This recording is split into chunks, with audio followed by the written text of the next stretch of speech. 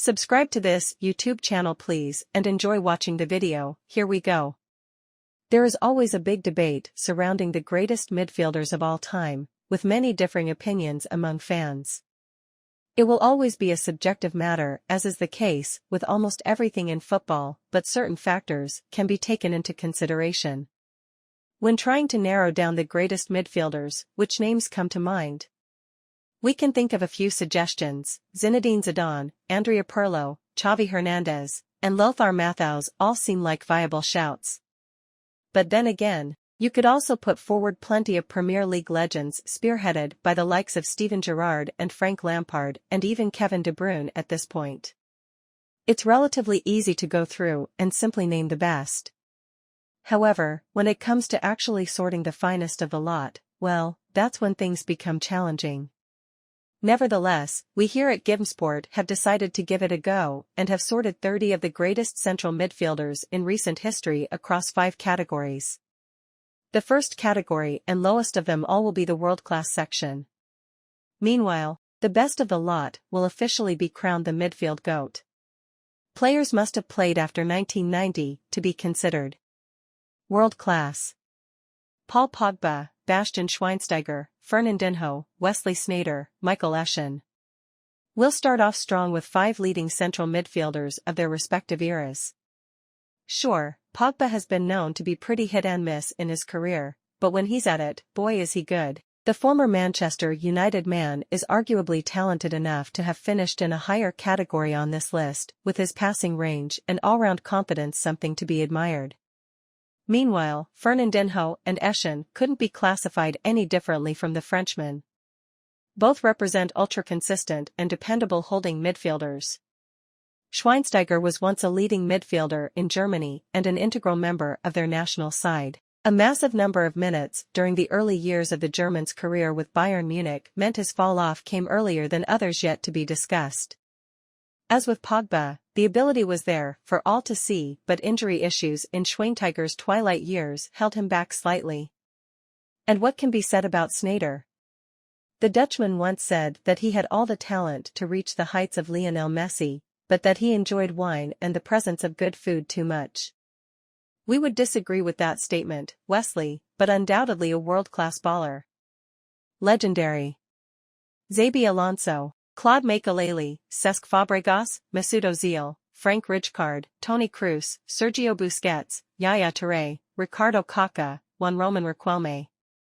Alonso, Fabregas, and Kroos make up 3 of the finest passers of a football the world has ever seen, so it's no surprise they're all good enough for the legendary category. The trio were all sensational when it came to keeping possession for their respective sides and were the best in the business at controlling games from the center of the pitch. Kroos is still playing at an elite level for Real Madrid while Alonso is flying high as manager of Bayer Leverkusen. Fabregas is one of many legendary players to have retired in 2023. Ozil and Riquelme weren't half bad at picking a pass either, we say in what is surely the understatement of the year. The creative midfielders were special for large swathes of their careers. Ozil has an abundance of assists to his name across his career, being one of the players with the most international assists in the 21st century.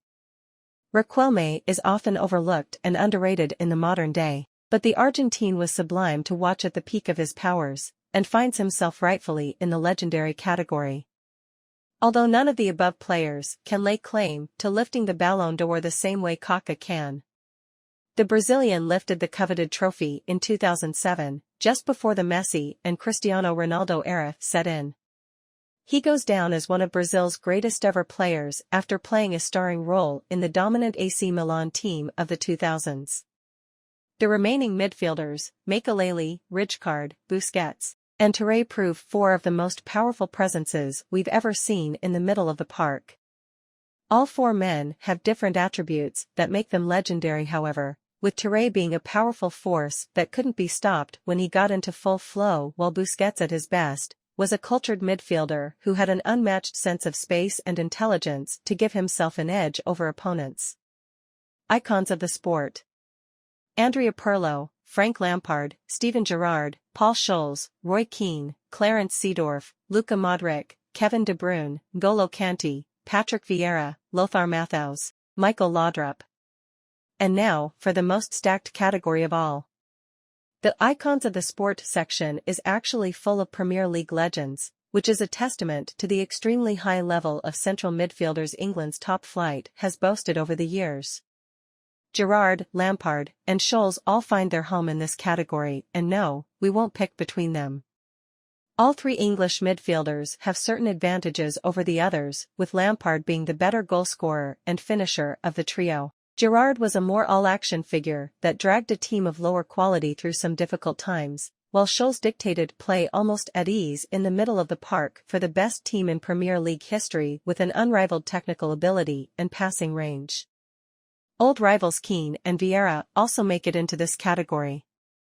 When discussing the best defensive midfielders in Premier League history, the pair will likely be brought up instantly. The number of times the two battling midfielders went to war on the pitch is ridiculous, with neither man getting the better of the other on too many occasions.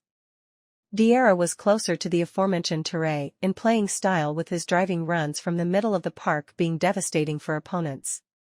Keane was an underrated passer of the ball, and everyone knows how fond the Irishman was of throwing in some solid tackles, to say the least. Even De Bruyne and Kanté make the grade, having been world-leading players throughout the modern era of football. The latter won back-to-back Premier League titles, including that fairy-tale season with Leicester City, as he was able to transform two separate sides. His time at Stamford Bridge cemented the 2018 World Cup winner's place as an iconic figure in the game after some out-of-this-world performances in the engine room. De Bruyne is up there with the very best technicians we have ever seen in world football and would hold his own with anyone in that regard. Left foot, right foot, it doesn't matter for the majestic Belgian playmaker, as he has consistently served chances on a plate for Manchester City and Belgium forwards over the years. We also have plenty of European class brought courtesy of Pirlo and Modric. Both legends excelled in the game despite their less physical nature, championing purely through footballing ability and a lightning-quick brain. Modric broke up the Messi and Ronaldo era in the Ballon d'Or with his performances for Croatia at the 2018 World Cup, in which his side finished as runners-up, leading to him being awarded the biggest individual prize on the planet. Whereas Seedorf and Matthäus were mainstays at the highest level for what seemed like an eternity. Seedorf remains to this day the only player to lift the Champions League with 3 separate clubs. With the players being taken into consideration from 1990 onwards, it is brilliant news for Matthäus that he won the Ballon d'Or that very year. Laudrup played for some of the biggest clubs in Europe, including La Liga rivals Real Madrid and Barcelona, with the big attacking midfielder shining in both environments. Nearly GOATs. Andres Iniesta, Xavi Hernandez. The iconic Barcelona duo were trailblazers throughout the 21st century, combing beautifully with Messi to guide the great club to glory time and time again. They also enjoyed unprecedented success, with the Spanish national team lifting 2 European championships consecutively, with a World Cup sandwiched in between. Iniesta scored a dramatic winner in extra time of the 2010 World Cup tournament in South Africa to lead his side to international glory. Xavi was the controller in the middle of the pitch, almost like a conductor, with his Barcelona teammates being the choir. His passing range and choice was a thing of beauty and is unlikely to be matched to the same level. But you don't need all their major honors to remember how good the duo were. Just go and watch them in action on YouTube. Simply glorious. Midfield GOAT. Zinedine Zidane. But when it comes to the midfield GOAT, there can only be one, and that right is reserved for one very special baller. The Frenchman was more of an artist than an athlete, gracefully gliding about the pitch in a seemingly gravity-defying manner when you consider his lanky 6 feet, 2 inches frame. Zidane won everything there was to win in the game, both individually and with his teams. He even scored 2 winning goals in the World Cup final against Brazil, as well as arguably the greatest Champions League goal of all time in the final versus Bayer Leverkusen. The ultimate big game player. There was no stage he wouldn't drive on. Ladies and gentlemen, your midfield GOAT.